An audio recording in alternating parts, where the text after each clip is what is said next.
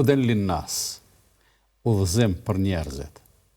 Interesant, për njerëzit, jo për besimtarët. Ani pse ajetet fillojnë me të devotshmit edhe thirrja fillon me ju që keni besu. Po aty flitet për agjerimin edhe për refleksionin e agjerimit, në ajetin 183. Agjerimi, thirrje për besimtarin, që do të thotë se njerëzit në përgjithësi nuk janë thirrur me agjeru. Për arsye se ata që akoma nuk kanë besu, ata fillimisht janë thirrur me besu. Kur besojnë, pastaj do të thonë obligohen me agjerim.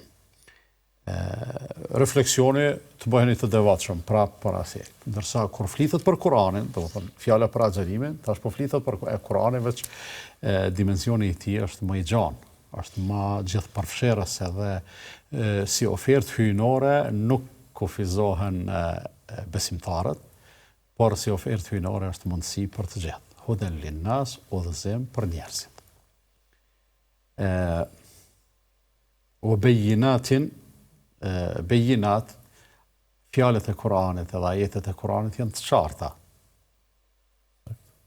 Do më thonë, aty ka udhëzime, bejinatin minel huda, atë pjesën tjetër s'pe përmeni, masi e qitën, do më thonë, pengesën, kufizimin. Huden linnasi, udhëzim për njerëzit, dhe ajetet qarta që e bojnë të kapshëm edhe të kuptushëm atë udhëzim, po që e kanë edhe atë rolin tjetër me cilin po të lakmoj që pas kemi bashkë bisedu nesër mrama me Hoxhën Beker për Furkanin. Udhëzimi është udhërrafim.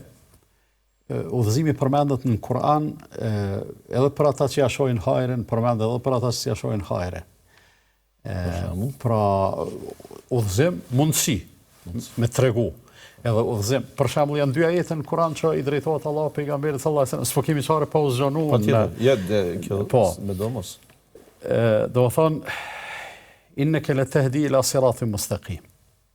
Ti o Muhammed udhëzon në rrugën e drejtë. Tjetër vend thot inneke la tahdi men ahbabt. Ti në asnjë mënyrë nuk e udhëzon dikën veç pse ke dashni për te.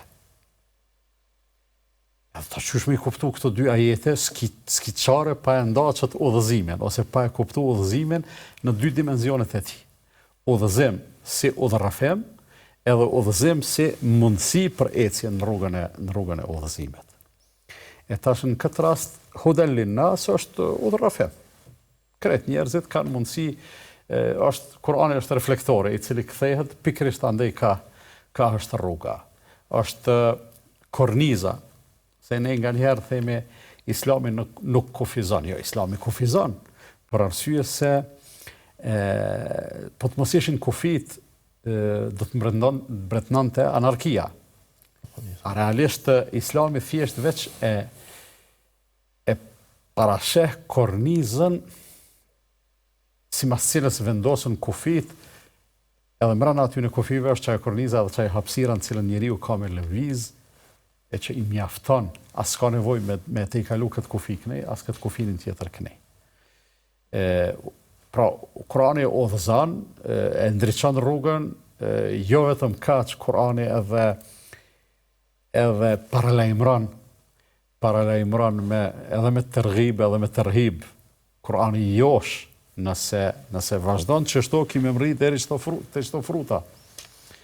Por nëse shkon kënej, do më thonë, mund është me ranë humner, në të gjitha format edhe në ato që njeriu, mbasi mendja njerëzore nuk do të ishte aq e aftë me i parapa të gjitha ato gjëra të cilat Islami dhe Kurani i zbërthejnë.